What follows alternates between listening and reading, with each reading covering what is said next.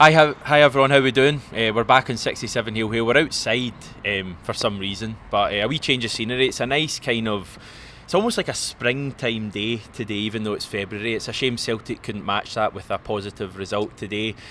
I'm Hamish, get Stevie here as well. Stevie, disappointing today, dropped points against Hibernian. What was your kind of overall take on the match before we get into it?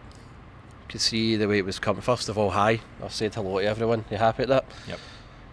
Only positive is the weather, I guess, but first 5 minutes we both said it. I mean, we didn't say anything publicly on our accounts or that, but you saw after the first 5-10 the way that was going, didn't you? And I think half an hour in we both said that was like the 2019 when Lennon was in charge, when he was the interim manager. Had all that sort of, there was no energy in the team, there was no creativity, there was just nothing.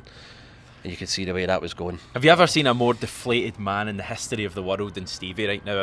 By the way, I was fed as well, so things aren't all bad. But the highlight of that game were those chips. They were brilliant. We get great chips, but I know you're not tuning in to hear that. In terms of Celtic, it was garbage, and we got what we deserved today, Hamish. You are genuinely, quite gutted at that. I mean, let's remember the state of play. We're 4 points clear now. I would expect Rangers to win later on. It'll be down to 1 point. We do still have a lead going into the last 10 games of the season now. So we're not admitting defeat or anything in the title race. It certainly is a disappointing result today, but it's no absolutely catastrophic result. But you certainly feel like you're struggling a bit.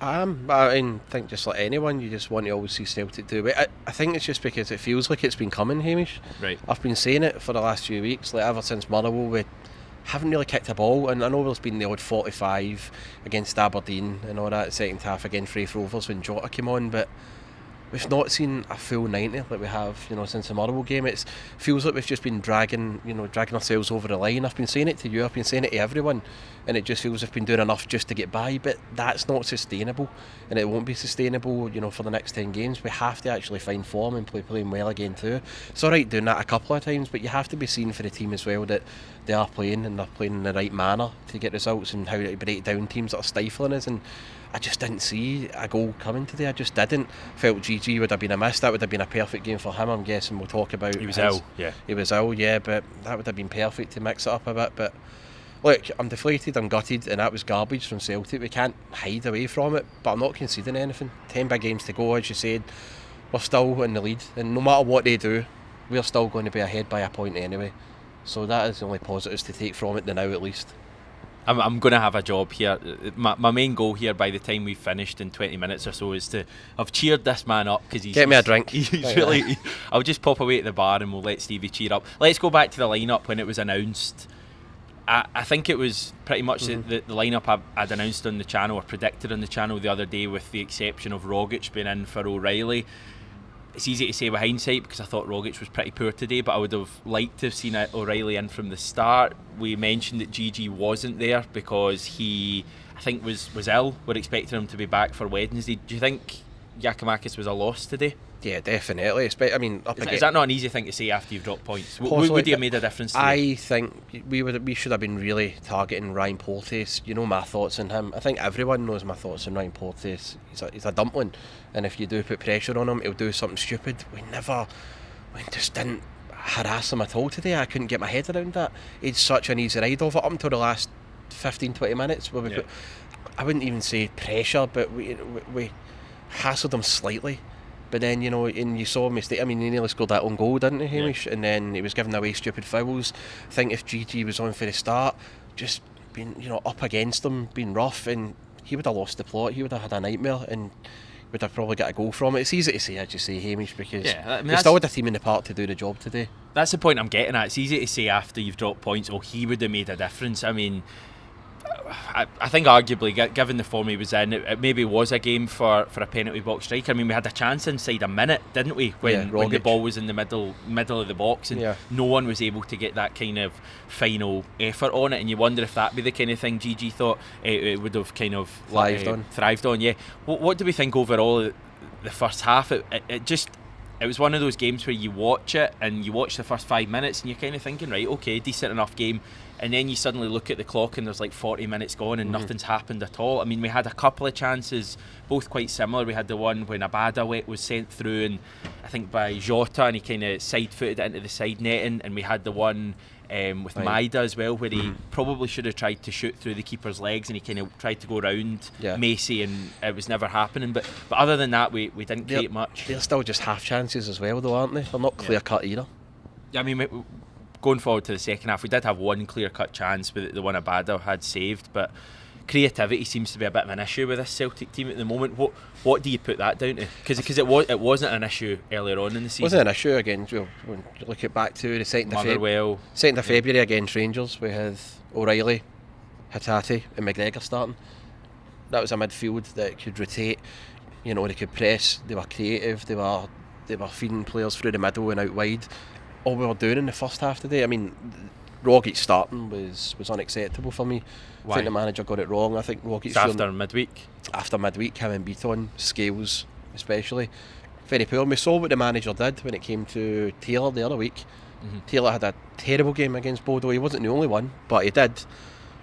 And Juranovic would step in at left back. And of course, we got by because we won that game. But I felt, you know, I don't know what Ange was playing at. Playing Rogic should just look so off it again, especially in midweek, and I think that was a big part of the day in midfield. I think if O'Reilly starts, I'm not trying to say we were even better the second half, but the last 20 minutes when O'Reilly did come on about 60, didn't he? The last 20 we were playing in, you know, their half a lot more. If O'Reilly starts today, maybe that's a different game. But what's happened to that midfield ever since that Rangers game as well? Well, you made the point earlier on when we were watching the game, the last time we played Hibs at Celtic Park, you know, the first game back after the break, it was a midfield of McGregor, Hatate, Rogic, the same three that started today, and the difference in the three that day when they were just unbelievable. You know, Hatate ran the show that day. I remember McGregor and Rogic both having big parts to play as well.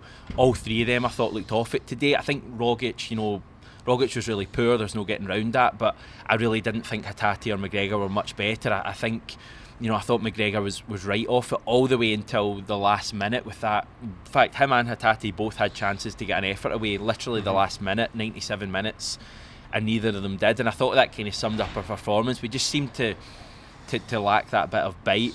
I mean, let's be honest, Hibs didn't create much either. You know, off the top of my head, they had that one shot that was kind of blocked away, I think, by their own player that was possibly going in. That was probably all they created. It was a poor game in general. It was a bad game of football generally. It was, Hamish. There's no getting around it. It was murder to watch, but I think that's what makes it so frustrating. Hibs never. I mean, I said before the game in the previews that I didn't think Hibs would have enough to trouble us up front, and they didn't. We saw that, but we should have had enough about us today as a team to put Hibs under pressure. To at least get a goal. We didn't do it, and that was just the most disappointing aspect of it. Try not to see it as a long-term problem and just put it down to it's one game, isn't it? One bad day. It's one game, and there's a long way to go, and as we say, worst case scenario, we're a point clear, you know, moving forward. And the worry for me is that we've got Livingston to come next weekend, and we're going to have to be far more creative in that match, because our big problem against Livingston over recent years has been a lack of creativity. And Giakoumakis will be back for that one, we would hope, and I think he'll be a big player against Livingston with the crosses going into the box. But you certainly hope for far more creativity in that final third, because we're going to need it against Livingston and then going to Ibrox. I know you're talking about Livingston. I just want to, I know that's a week away. St Mirren's the pressing one for me. Livingston, that's how bad it was today. I saw the 3 games we've got before the split, it was today, Livingston and Ibrox. Today was the easiest for me, because Livingston next week, I mean, as I say, you know how much I've been dreading that, and Ibrox ain't going to be easy whatsoever. So if that's how we fared today, I dread about next week. I just hope today is a bit of a wake-up call, maybe for the players, the manager, and maybe fans, maybe a lot like myself as well. I mean, I had been saying it was coming and all that, and I've been saying in the build-up since the Motherwell game, a bad result round the corner. Hopefully that's just that out the way now. But I mean, playing devil's advocate, you are going to drop points at some stage, and right. we have won, I think, 57 out of our last 63 points now, which is an incredible run of form. It is. I know it doesn't feel like it right now, but you're always going to drop points, and Hibs away is traditionally a tough game, so maybe we just need to calm it a little bit. That's what I'm saying. Kirsty's got a possible explanation for the result today. Sorry to Kirsty to bust your bubble. I had it on today. So is that the first kind of drop points with the body warmer? Oh, drop points, I guess, yeah. Because bear in mind that the gimmick was away after the Bodo game. I was in a huff after that. In the league, though, it's the first. In the home, in the league. Well, it's still undefeated, but let's grow up and let's not talk about this stupid body warmer. Yeah, that's Kirsty told. If you've got any other thoughts or questions you want us to raise, it's one of those games that's it's kind of difficult to analyse. I thought in general we were the better team. Certainly the last 15-20 minutes we had chances. The amount of good crossing opportunities we had that we put right into the goalkeeper's arms was frustrating. There was a couple late on that were at the back post and it was almost just over Jota. You were almost wanting him to take a step back. It's funny, right, because Hamish and me, we were watching it, and any time we got a corner or a free kick, like Hamish is on his feet applauding, and what was that like? I was like, just sit down, mate. We're not. He's honestly, this guy's a pain to go to the pub and watch a game with. He's murder. Never do it. Just a pain in general. No, it's concerning though. I mean, am I right in saying the last corner now we scored from was Welsh against Betis? Directly, yeah. I mean, obviously. Yeah. How many did we get in the game? It feels like in double figures as well. I mean, I wrote down the point in the first half, so not even after the game, that free kicks even now as well as corners, you never feel too convinced that Celtic have got someone. Remember, years gone by we had Nakamura, and even after that, Griffiths and Stokes and players like that, and we don't seem to have that anymore. But let's look at the bigger picture though, because it's all well and good, we're recording 20 minutes after drop points. It's all well and good to feel down, but there is, a long way to go. There's always going to be twists and turns in a title race. You're going to drop points. It's all about the reaction now. We've now got St Mirren on Wednesday night, which is they're one of the form teams over the last 15-20 games in the league. I think they're 4th or 5th in the table. Lost yesterday, didn't they? They did, but in general, new manager going in there, they're a pretty tough side to face, even at Celtic Park. We've just got to get back to it. What do you want to see different from Celtic on Wednesday night compared to today? I mean, realistically, we're talking. I don't know where you start with that one. What I want to see different. I mean, today was just that bad that to the point where it's all right just saying you want to see us be more clinical, but that's just a given, isn't it? But I would genuinely like to see the manager get the midfield and get the team spot on for the start today. Who would your midfield be? I would have the same midfield that was against. Finished the game? No, I would have again. And I know Hatate was poor today. Again, you can't just say I want to see him in and then single Tom Rogic out.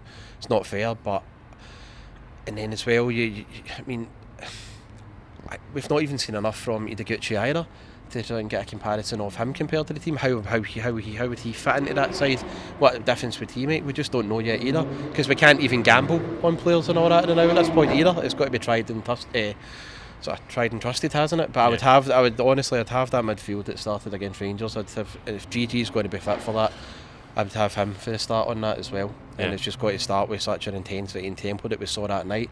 Now I know that the players aren't robots and everything, and the atmosphere that night created that as well. It was a special night in general, but the players have to be motivated for the fact that we can still stay at the top of the league. We cannot go behind them again, and we've got to just start to stay at the top through all this. I mean, that's the big positive now, is that we can almost afford to drop points and still be top of the league, knowing that it's still well in our hands. That's what our form of the last 15-20 games has given us, that opportunity. So I'm prepared, as frustrating as it is today. I thought today we were awful. I'm prepared to an extent to get over it quickly and go to Wednesday, because in this title race we don't have time to feel sorry for ourselves and look back at that result. We just need to see a reaction. But what I will say is, going forward now, the next 4-5 games before the split, especially the away games, huge. They have to be much better than that, because today was probably the easiest of the 3 away games, and we've kind of failed the test today. I want to get in some thoughts from our wonderful viewers. Derek Eccles pointing out, performances like that happen, accept them and move on. We lost 3 of our first 6, and idiots like some in here. Is that another dig I'm getting? No, it's not about you. Thought the sky was falling. A single draw is not an issue. It's one game, and in general our performances have been great.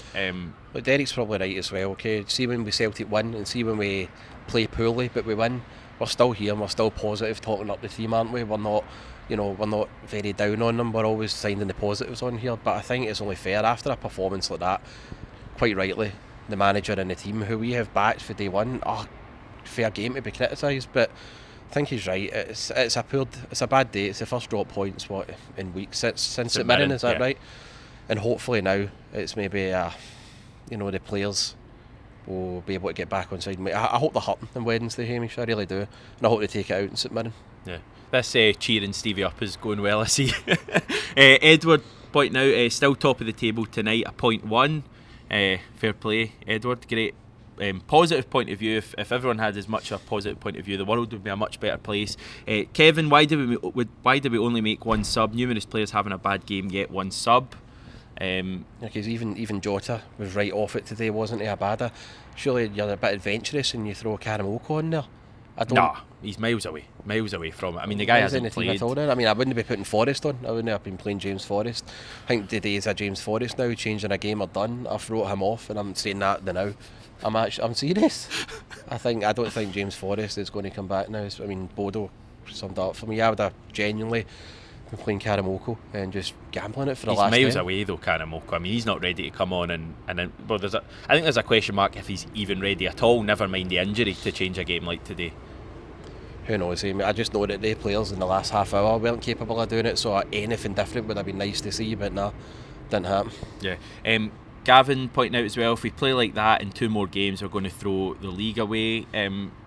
And Boys in Green, right, a couple of people kind of having a go at Maida today. He seems to be a bit of the scapegoat. Boys in Green saying, let's talk about Maida being a total flop. Seems a little bit extreme, that. I mean, I didn't think Maida was our poorest performer on Thursday night. I didn't think he was either today.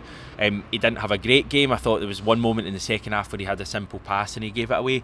But I thought in general he worked hard, and I certainly don't think he's a flop. I mean, the guy's already scored 4 goals for us. He's going to score far more goals for Celtic. I think we just need to remember that not every signing we make is going to make the impression Kyogo made straight away. I mean, Kyogo was a real exception, making such a quick start to life at Celtic, and I think Hatati's another one. I think we need to remember with Maida that, you know, it's not going to be as quick a kind of transition to playing in Scottish football for him. I don't think he's been brilliant for Celtic so far, but he's certainly not been a flop. I think that's quite over the top. Yeah, I would agree with that. I don't think he's anywhere near deserves anywhere near as much of the abuse as I've been getting, not by anyone on here, but I'm talking about in general when you've been hearing people slagging off Maeda. I think as well, but with the way he thrives on ball over the top, like, you know, a quick through ball. I've not seen Neil mid. I mean, Neil mid. I thought that's what Hatati was going to bring. We created one chance, but one shot on target, really, wasn't it, in the entire 90, and that was in 77 minutes. I noted down, I'm sure. Yeah. It's just appalling. So, like, the guy's getting no service at all. There was no through balls, and, you know, to give him his due, 93 minutes into the game, he tried back all the way to the halfway line to win the ball to give it to Starfelt. I know it's the bare minimum, but there was still a degree of effort from him, and I didn't see that from anyone else in the front three. Jota and Abada were... Jota grew into the game. I mean, he was good in the last 20 minutes. Product, but was terrible, man. And again, I know that he has won his points on his own throughout this campaign. And again, Jota, I'm sure, will get better. Again, he'll pick up that form again. But yes, I mean, Maeda, if he's getting slagged off today, then Jota and Abada should be getting it tight way before he is. Yeah. Our good friend Plixiplock's getting in touch. Legend. AP, I'm assuming that's Postecoglou, seems unable to change the game from the bench. Now, Plixiplock is a wonderful servant and fan of the channel. I do disagree, mate. I'm sorry. I think Postecoglou's changed plenty of games from the bench. I think he's very adept with his tactical changes. I don't agree with making one change today. I think that's questionable given how poor Celtic were. Maybe, you know, playing devil's advocate, Postecoglou felt that he didn't have the options on the bench to change that game. You know, I think if Giakoumakis had been fit and on the bench today, he would have 100% been subbed on. Well, he probably would have started, but he would definitely have been subbed on.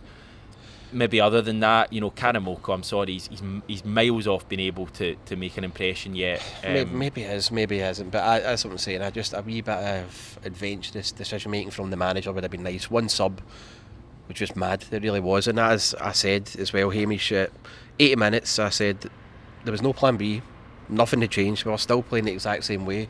That wasn't getting us anywhere. Yeah. And you could tell, I'm sorry, but I think the manager has got to be questioned in that respect for not being able to change that up and not being able to break down that Hibs team. But again, that midfield, I don't know. I think all of them just had an off day as well. That I'm hoping we're not seeing a repeat of that, and it would be. I think for me, it would be more concerning if we were to see a repeat of that performance and not put it down to a one-off. Next Sunday at Livingston, well, Wednesday even, to be honest. Yeah, we need to see the reaction. I think that's a big thing. You know, the good thing about games at the moment are they're coming thick and fast. For now, we're going to have a game in Wednesday, so 2 or 3 days time, and we've got a chance to get 3 more points. And you never know. Well, we do know how quickly things can change at the top of the table. We dropped points this weekend. Rangers dropped points last weekend. Or even today, they might even not win today. You never know. And it changes again in an hour or something. So I think that's kind of part of what we all enjoy. It's that kind of to and fro nature, and it's good. It's good when it's going well, and we've had plenty of great days so far this season when we've won and they've dropped points. We've had a lot of them recently. Us beating Dundee, us beating Dundee United, great days. Today wasn't one of them.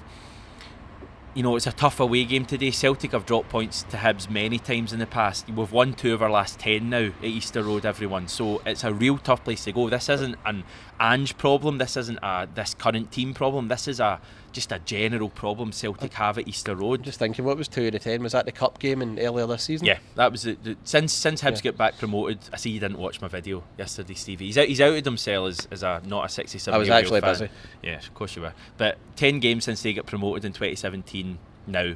We've won 2 of them, 6 draws, and they've won 2 as well. So, 1 in 5 wins there. We don't win often there. That doesn't make today's performance acceptable. No, it doesn't. But we tick it off and we move on, and it's all about Wednesday now. It's all about a game at a time. We beat St Mirren on Wednesday and we'll feel very different. You never know how quickly things can change in this title race, and this is what we love about sport. It's when it really matters. It's exciting. Every game matters. I mean, us watching that game later, imagine we'd have scored a 97th minute winner. We'd be on with I wouldn't be like this. No, well, he probably would, because he even struggles when we win. But we'd be jubilant. But it's not happened. But we've had plenty of late winners this season. Let's look at the overall picture. We move on to Wednesday, 3 points there, and we're back on the road. I need to stop slapping because I got told off for that in the past. No, off me. Who told you off? A wonderful viewer. Yeah, it's a huge reaction now, and we have to. Not only about the 3 points. Can we stop this? It's all about the 3 points as well. Need a good performance as well. Need to see proper football again. I'm not saying an exact replica of the performance against Motherwell.